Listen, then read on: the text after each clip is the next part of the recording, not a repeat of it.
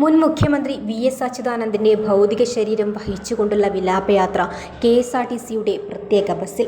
തിരുവനന്തപുരത്ത് നിന്ന് ആലപ്പുഴയിലേക്ക് കൊണ്ടുപോകുന്ന ഭൗതിക ശരീരം പൊതുജനങ്ങൾക്ക് കാണാനും ഉള്ളിൽ കയറി ആദരാഞ്ജലികൾ അർപ്പിക്കുന്നതിനും സൗകര്യമൊരുക്കുന്ന രീതിയിലാണ് ബസ്സിന്റെ സജ്ജീകരണം.